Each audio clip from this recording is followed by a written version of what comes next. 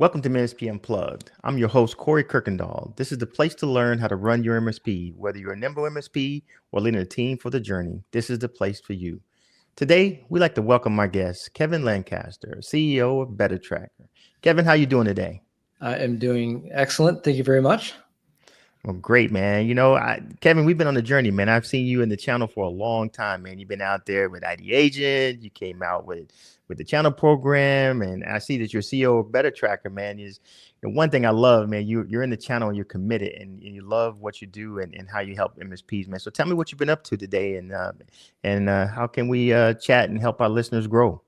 Well, look, one again, thanks for having me, and I appreciate the kind words.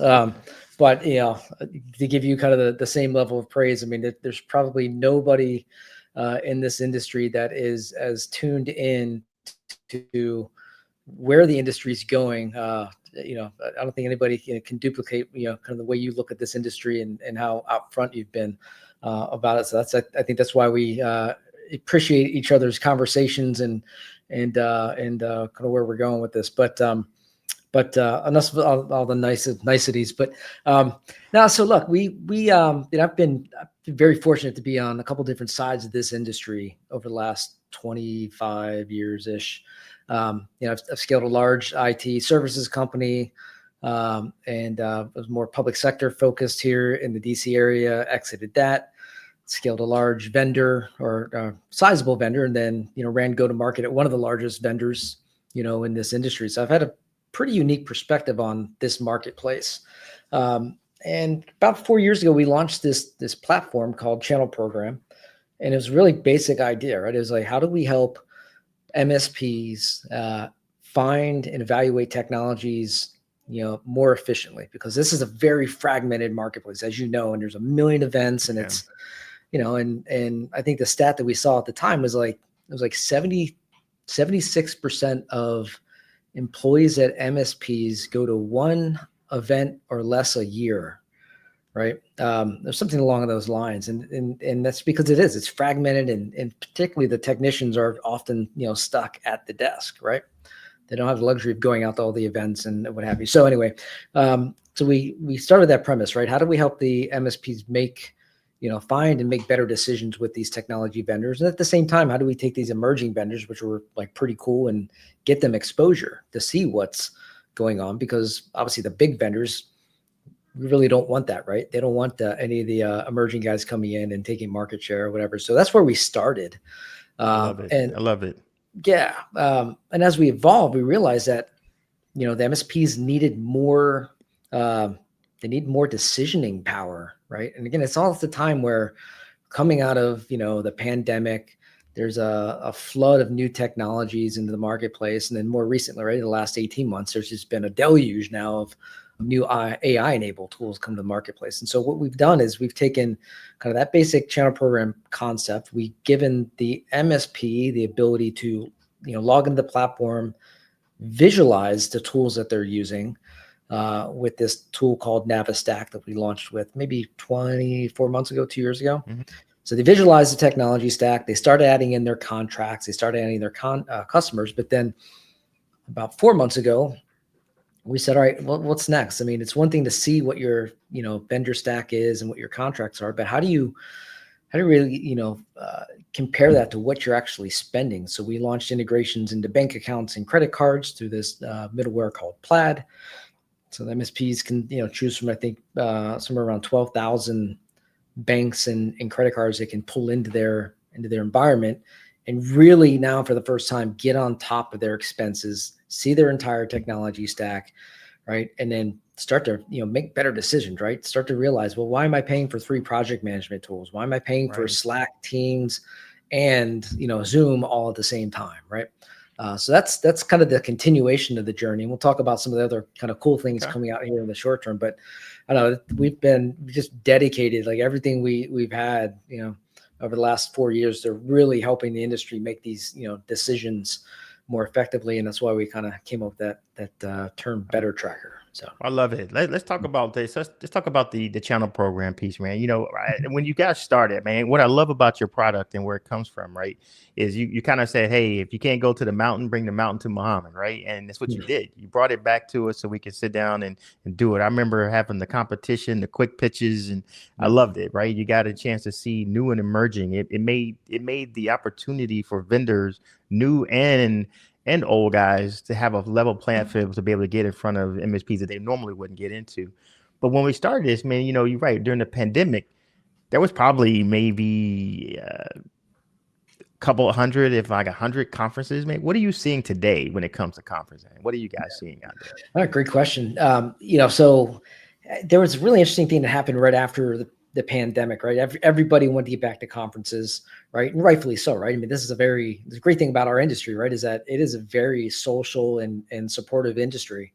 But the problem that surfaced, right, is that, I'll call it spade a spade. The vendors got ridiculously greedy, especially some of the larger vendors, right? I mean, the price points for these events for the other vendors to attend were off the charts, right? So what was probably about a $7,000 to $10,000 exhibit cost at a large event went to $40,000 to $75,000. I mean, it was insane.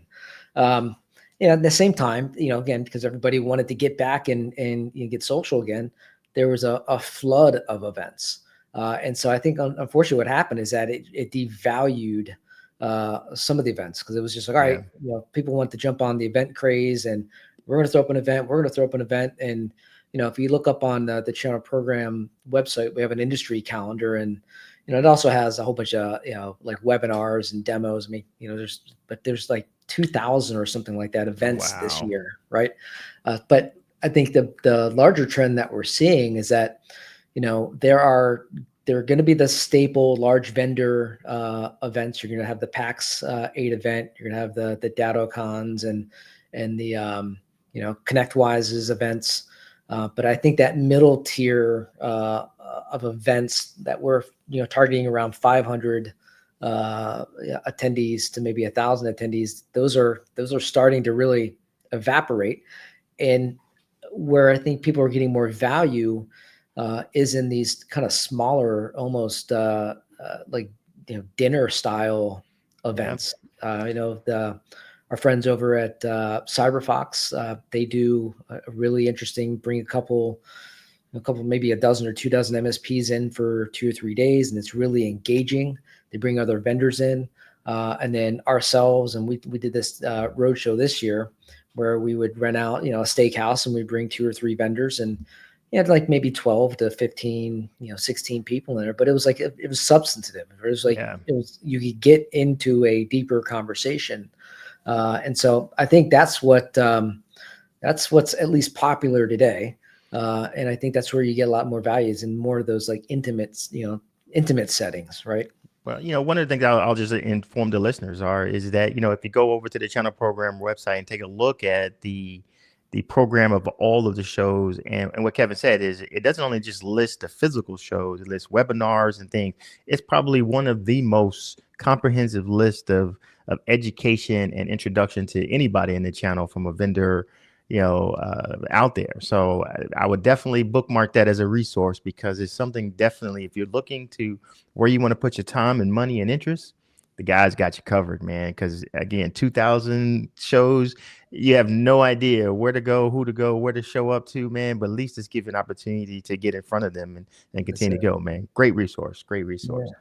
Yeah, I was at one of your dinners, man. Great steak, man. Yeah, they had a 16-ounce something and a 32-ounce something. I was like, man, I can't even go down that path like I used to back anymore, man. But it was some great dinners.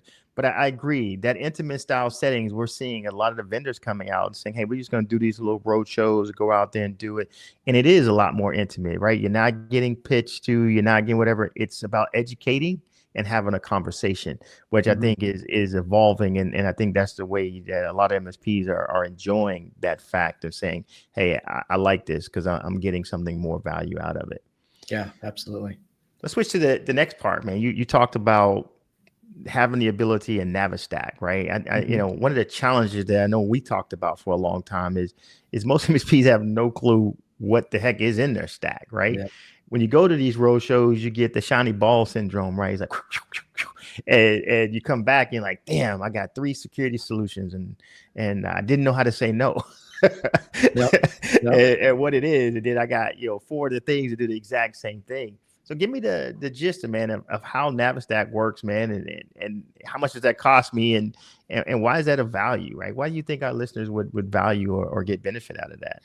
Yeah, well, I'll start with the cost. So the cost of Navistack is inherently it's free. So anybody can sign into channel program and start building out a stack. But again, it was interesting. You kind of mentioned that the pitches that we would do early on with channel program. So we get 5, 7 vendors. They each get 7 minutes to pitch, and then we kind of had this. It's almost like speed dating, right?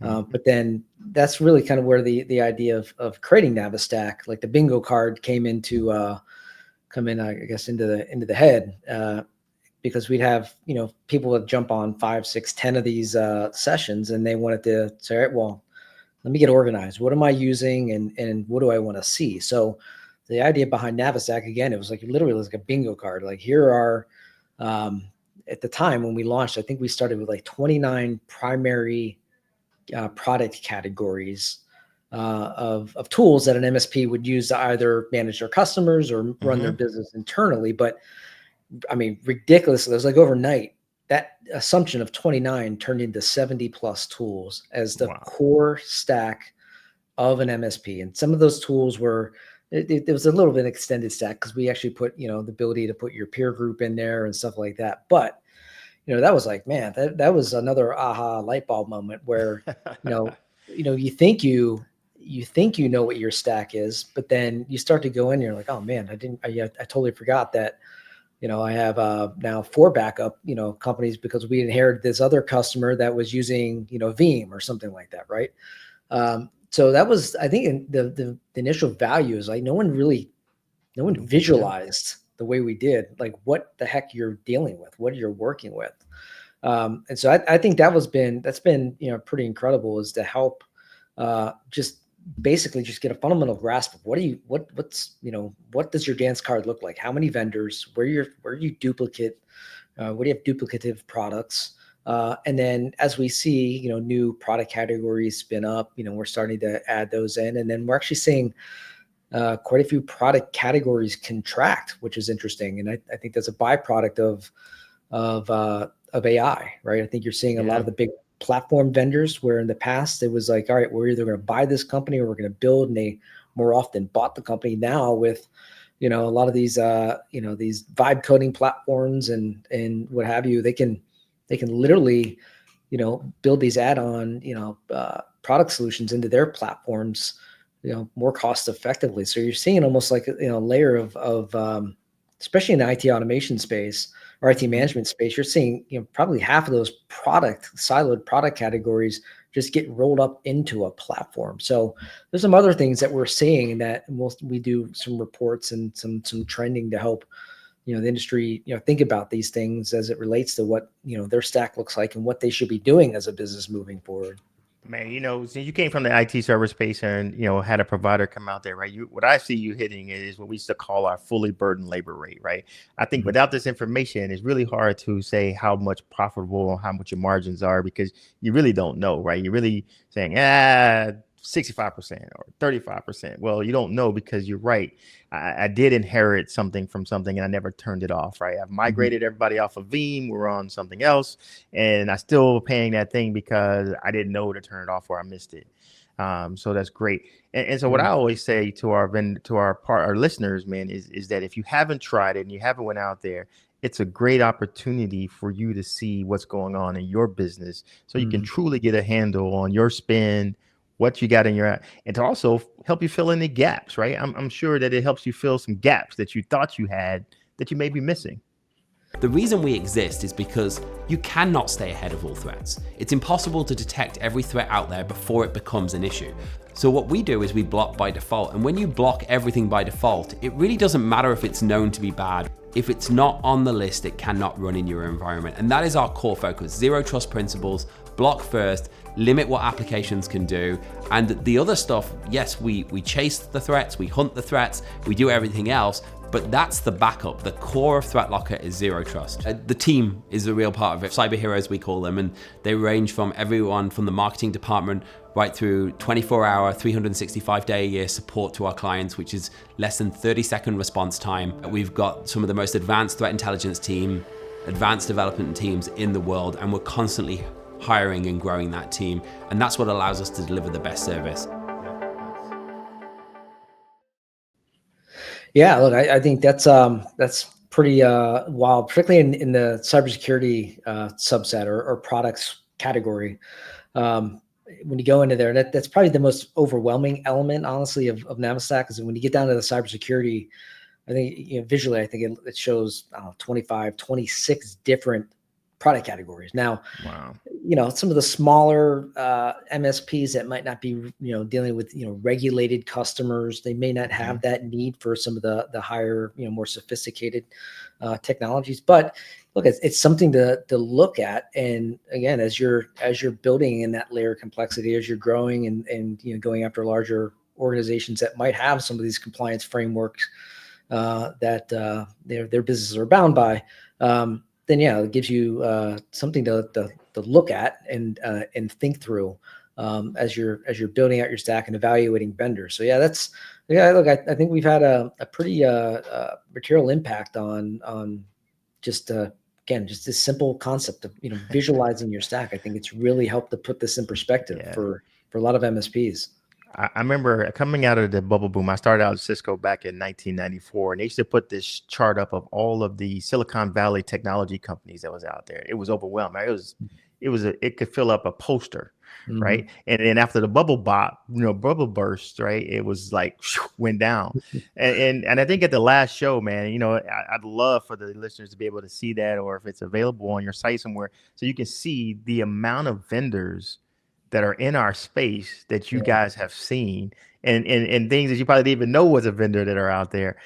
When I saw that sheet, man, I was like, man, it was an eyesore, right? No matter how big we blew it up, man, I was still like, what's happening there? It's crazy, man. It's a crazy amount of vendors I saw on that list, on that sheet, right? That whole infographic that you put up. So what's your take on that, man? That's pretty cool. My take on it is that it's going to get even crazier, unfortunately, right? It's one of these things where Nick and I he was in our Maryland office a couple of months ago, and we are like sitting and staring at the board, and we're like, well, I won't use profanity, but how the heck are we gonna do this one this year? Because I kind of talk high level about some of this AI stuff. The number of new AI tools that have come into this market over the last even 60 days is overwhelming. And so, it's a challenge, because there's another thing that we allowed MSPs to do with Navistack, which I think was pretty interesting, in that we allowed the MSP to categorize how they actually use the tool, right? So there's one thing, or vendors coming in the marketplace, and they say, I'm a privilege access management tool. That's what I want to be known for, right? But maybe in that suite, they just have password management, right? Or maybe they just have, one other siloed product. For the MSP, looking at that, they could either put it in privilege access management, or they can put it in password management, or what have you. So that's been another really interesting thing to kind of dig into on the back end of that data, is like, it's one thing for a vendor to, market and message and just sell their tool, but it's another way, at times it's almost an entire disconnect between how the MSP perceives the tool and uses the tool, right? So I'm sure we could do an entire white paper around just how to position your product. But that's another interesting thing about just the sprawl and the overwhelm and Right. the complexity of these stacks today. Well, man, before we jump into the the better tracker piece, man, there's one more piece that I think is cool, right? Obviously back in the day when I first started, man, this is I can't believe I was on 18 years of doing this, and and what happens in that situation, MSP was kind of like this bastard stepchild out there on the side. All the enterprise guys say, nah, we don't care about that. But all of a sudden, man, somehow we grew up and we became noticeable, right? And everybody wants to be in this channel, and it's kind of crazy, right? Because now it's like your blood in the water, right? And it's everybody's coming down to try to go figure that out. But one of the things is we got the Reddits, we got all the, whatever's out there, and people are talking about vendors and where it comes from.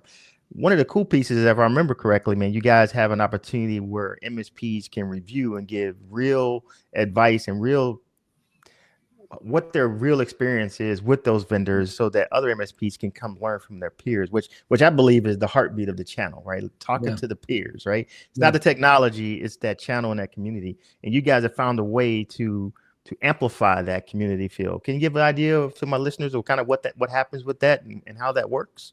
Yeah, I think the origin behind that kind of idea is that there are some of these platforms out there like G2 and there's Gartner and Software Advice and Capterra and all these big review sites. But if you dig through them, they don't really speak to our use cases, right? They don't speak to the channel, right? They might say, all right, well, they sell direct and indirect, right? And they have a channel program.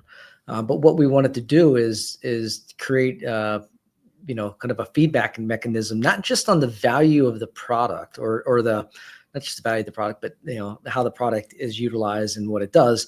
But it's also how does it impact the MSP, right? How does the overall call it dedication of that vendor impact the MSP? Because it's like you have two products like for like, feature benefit. But I often say, the vendor that leans into enablement, right, and helping that partner grow, wins 9 out of 10 times. And so the idea was like, give feedback on the product and the benefits and what you like about it, and maybe some of the challenges and what you'd like to see on the roadmap. And that's been very valuable feedback to get, because that's telling us like where this industry is going. But it's also like how dedicated are they to you as an MSP? Like, do they have a at the highest level, is it a channel program? Do they provide you enablement? Do they have a dedicated channel manager? And it's like, these are, I think these are things that especially a lot of the vendors take for granted. They don't realize when they're coming into this marketplace, whether they're new or they're enterprise and they're used to kind of this enterprise mentality. They don't realize that, again, this is a highly fragmented and, I would say dependent community. The vendors or the MSPs are dependent on their vendors and the enablement. And so that's part of what we wanted to achieve with that is that, give us insight onto the product roadmap and what you like and what it might be some of the challenges. But, overall, it's like, give a quality score of the vendor's dedication to, to our industry. Right. So we try to really make it an industry specific, kind of a, review site versus just kind of generic, feature benefits.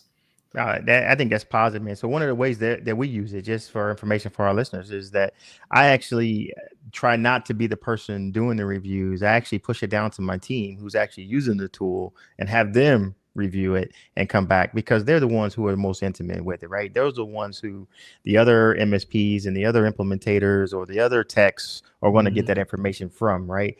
And and they like it. They like to be able to give feedback on the things that they live. And man, they can be very honest and very candid in their conversation, which is great, because a good vendor is going to listen to that and do something with it. But then another MSP are struggling, right? And saying, hey, that may be that one question that I needed to ask, and they answered it for me. So let me reach out to them and let me figure out how to go do that. So very powerful platform, very, very powerful.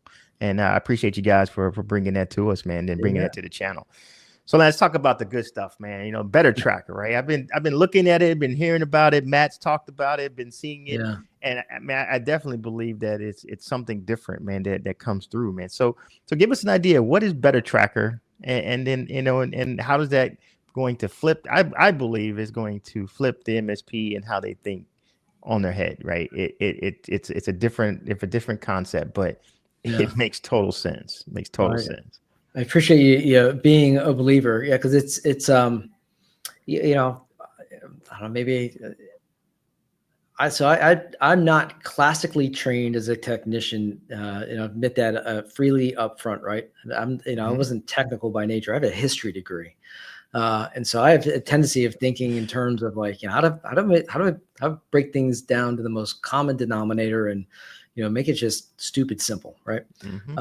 That was the idea behind ID Agent back in the day. Right. It was like, initially when we built it, it was very complex and, it had command and control servers and it had, where we're finding data and what languages and what forms. And when we simplified it and said, is this your customer's password or not? Or is this your password or not? I was like, aha. And so that's when we started to get velocity. So as we looked at, again, going back to the challenges that we were trying to solve for the MSPs, first thing was like visualize, like see what you have, right? And then that next step was, all right, well, this is what you have. And so start adding in your contracts. And that way you can stay on top of your renewals, right? And that was a pretty manual process at the time. And so we started looking at how do we shortcut that? So first thing was, all right, well, Excel upload, because 90 some odd percent of MSPs actually track all their vendors in an Excel spreadsheet. Shocker, right? And so there you go. Yeah. So we gave the ability to upload, and then we tied into the PSAs to bring in, your contracts, what have you. But it was, again, we realizing something was missing, and then, it started to play around with some of those consumer tools that are out there that help you manage your subscriptions, right? So there's the Rocket Monies and the Nerd Wallets and the Mints, what have you. I realized like that is the source of truth, right? For any business. Like there are two sources of truth. The first one is, all right, what am I paying for? Like what's hitting the bank account and credit card? And so started to kind of wireframe it, and then we kind of did this beta and integrated into our environment. And I was like, holy crap, what's this? I won't name the vendor, but what's this? I thought we canceled that 8 months ago, and it turns out the person that was internally responsible for it was no longer with us, and we got stuck with another $7,200 bill, and that's not fun. So I started to kind of think through that and started to talk to some of the MSPs and started asking the question, have you ever missed a vendor renewal or just a renewal in general? And everybody's hand, actually something that Matt does at these events is like, you got to be honest, right? Put your hand up, right? And you can only put your hand down if you've never missed a renewal, and no one puts their hand down, right? Want to take a quick minute to talk about today's sponsor, ScalePad Control Map, the only compliance platform built for MSPs. If you're being asked to lead on compliance but not sure where to start, or stuck in spreadsheets or juggling tools that weren't built for you, you're not alone. Most tools make compliance harder. Control Map was built to simplify, scale, and sell compliance as a service. Automated frameworks like SOC 2, HIPAA, and more, cutting the busy work, and gives you everything you need to go all the way to audit. Turn what used to feel overwhelming into a repeatable revenue-driving service. Most compliance tools create work. Control Map helps you build a business. Learn more at scalepad.com/unplugged. So long story short, is that so in March or April, we launched the Plaid integration where you could sync to your bank account and credit card and pull in all of your recurring transactions. And that is an amazing aha moment for every MSP and every one of their customers, because MSPs can provide this to their customer, and they start to see, all right, you can track this stuff in different ways. People ask, well, how's this different than QuickBooks? And my answer is like, QuickBooks is a rearview mirror, right? That's what's happened. What we wanted to do is that bring that element of alerting, right? This is what is going to renew, or this just hit and the expense went up by 15%, right? And so those are things that normally a business reacts to after the fact. And so that simple integration has been incredible, because now the MSPs are, finally getting on top of what their, daily, weekly, monthly expenses are, from the sources of truth, from their bank account and credit card. And that's allowing them to, when they're building out their stack, they're probably forgetting 20% at least of the tools that they're using. And once they see what's coming out of their bank account, like, oh man, missed that one. But now they have that level of visibility from that source of truth. And so that's where we launched back in April, and in I guess about 10 days from now, we'll announce an integration into Azure or Microsoft 365. And again, it keep it simple, right? We're not going down this whole SaaS cloud management swim lane, right? What we're doing is saying, all right, the other source of truth, right? So if the bank account and credit card is the source of truth of like what you're paying and what's renewing, right? Right. The other source of truth that every MSP and their customer needs to know is, all right, well, what are we using and who's using it, right? Like, those are like two fundamental, basic business sources of truth. So we'll integrate with Azure, pull in all the applications that you or your customers are authenticating to, right? And now you have, as much as you can, you have total visibility on what the heck's going on in your technology stack in a business, right? What's authenticating to your network? And then once it comes in, you can start to assign, all right, who's responsible for that and what department are they in? And now you have accountability like you've never had, right? And so these are all things that they exist in some, form or fashion out there. But, again, the idea is like to tie these things together, make it very simple, and allow both the MSP and their customers to make better decisions. And so, keep it simple. And then, as this industry evolves, and we kind of touched on it, I think a while ago, is that MSPs got to get, well, maybe I'm projecting now, but MSP has to get deeper.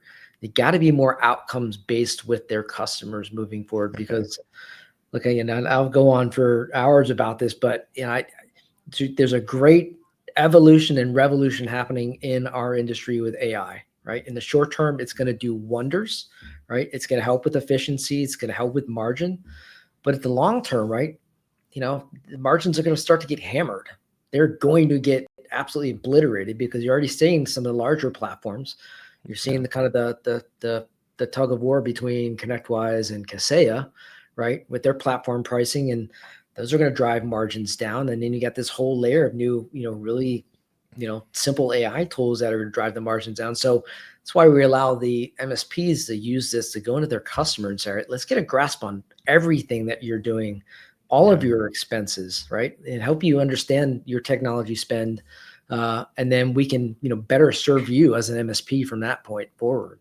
So, yeah, you're taking them back to finance budgeting 101, right? Starting with it one. You mentioned some of the Rocket Pay, Rocket Wallet, and Nerd Wallet, and those guys. That's the stuff you should be doing personal anyway, to figure out where your money and where your spend is going, right? And then on the MSP side, right, it's kind of like, if I'm in cyber, you can't protect what you don't know, right? you can't balance, you can't do what you got to get done if you don't know where your money's going and where those holes are in the bucket that you need to go and plug. And what I really like it is you're forcing, what I'm hearing here is I haven't heard you say anything about bits, bytes, technical, anything. This is a business conversation. You're having a conversation saying, I need to help you adjust where you're spending your money and your time, and where your resources are going, to tighten you up on the business side, to plug those holes so that you have more cash and money to hire, grow, market, to go do other things, right? That's what's really cool. So it's a mind shift, right? So how are you seeing your subscribers walking through that, right? I hit the aha moment, but then typical MSPs say, okay, how do I sell this to my customer? Hold up, we're not there yet. Yeah. That's later. Yep. What do we do to fix you? And then we can have that conversation. What are you seeing out there? It's got to be somewhat comical, but also refreshing at the same time. It is. It is comical, and it's refreshing, but it's also a little. It's predictably, it's a little challenging, right? Because most MSPs, they have a hard time enough running their own business, right? especially smaller MSPs. And we've all been there, right? We've all been, the one that's got to roll up the sleeves and do the sales presentation. And then we got to jump on the desk and, help kind of, wire things up and make sure we've got a good customer experience. So yeah, it's, that's just kind of a, I don't know, part of the process. But I think when MSPs, when they run this and they really get a grasp of how much they're overspending, 15, 20, 30% of their budget, that's when it becomes, all right, now I get it. Because the MSPs they're not used to having a business conversation, right? Yeah. They're used to having a technical conversation, right? And some more, it's sophisticated. And it's not every MSP. Some more sophisticated been selling more, outcomes and optimization. But my fear is that again, because of the commoditization of all these products, like if you're just talking features and benefits, and if you're just using, the phrase managed service moving forward, then it's going to be tough days for you. In fact, I put out put out a post on LinkedIn over the weekend, and I was blown away. I mean, it's basically, I said, look, I'm forecasting kind of the death of the phrase managed service. And, I mean, it was I stepped on the hornet's nest. But my point was, and it wasn't to be totally self-serving. Maybe there was an element of that, because we're bringing the product to market. But my point is that, people are businesses just want a couple very basic things, right? They want, make sure that they are not wasting money, that they're secure and they have time, right, to work on their business. And the way that you help them is you talk about how you impact those outcomes. How do you help create those outcomes in their business, right? And if you're just talking about your stack versus their stack, we're 155 a month and they're 182 a month, or we're 300 a month and they're 299. It just becomes a pricing, battle. Then you're going to lose every time, right? All day. Yeah. But if you start to talk about outcomes and you start to talk about, all right, here's what we're going to do as our MSP, right? We're going to keep the backups backing up. We're going to keep the email secure and flowing, right? But we're also going to help you optimize all of your technology expense, right? And we have a tool that you can use, and you're more than welcome to give us access to it, or we can just sit down and walk you through it, and we can co-manage it with you. But the important thing as a business is that you need to understand all of your technology spend, and by extension, the MSP needs to know all of this stuff as well. Because again, if you're working with a little bit larger organization, maybe some that fall under the regulated regulatory frameworks, you need to know everything that your customer is using, right? And that is part of these frameworks. So, it's a mind shift for sure for quite a few MSPs, but the ones that really understand that it's an outcomes based or optimization based new economy, those are the ones that really have that light bulb, and they're going to town with this tool, which is just awesome to see. Man, that it makes sense, right? If I can show my customers how they make money and continue to grow, that means they're always in a position that I am relevant and I continue to move forward, right? If they can't pay and they're not growing, then we already know that their three expenses they're going to come out is their lease of their where they're renting, the employees, and IT always falls in there, right? It is like, hey, how do I get rid of that? Man. It's like, it's help them cut or be cut. Like, literally, that's like, that is that to your point, right? That is the value. If you're in there demonstrating cost savings and optimizations, right? I mean, you're one of the last that they're ever going to think about, right? Because they understand that it's not just about the backups, right? It's about optimizing your business, and you're showing that cost savings, and you're working with them, whether it's if it's proactively or if it's part of the a value add of a QBR. I mean, that's who doesn't want to see where they have the opportunity to save money? Every business wants to see that, right? Man, when I always tell people, and one of the things I use when I go out there is I say, look, if you treat me like the MSP down the street, this relationship is not going to work. It's just not going to happen. If I was an internal IT director for the company, I would be responsible for forecasting, meeting, and understanding the budgets and where it needs to come from. And what you're doing is there's a phrase that I think is overused, right? Is trusted advisor, right? What Mhm. you're doing is you're actually putting some meat on that bone and actually making an MSP a trusted advisor. Because Yeah. now what I'm doing is I'm looking down into technology, because they go to the trade shows, they bought the Lex widget, they bought whatever it is. They have no idea across interdepartments of what's happening, that hey, I got 14 licenses of Slack in sales, I got 14 licenses of Slack in development, I got 18 licenses of Slack, whatever. And they're all on different contracts. This one's paying $2 a user, this is paying $8 a user, that one over there is paying 20. It's crazy. Now you're able to come in and say, hey, let's consolidate that, pull it down, and now I got them all on $2 a user, so now I'm saving money. That is a true advisor that brings it back from that perspective, that says, now I'm adding value. Not only am I talking about tech, but I'm showing you how technology is improving and how we bring those costs and those savings back to you. It's a game changer. It's a total game changer. I like to think so. Last thing I'll say, I mean, other one of the things that really kind of concerns me in general, right?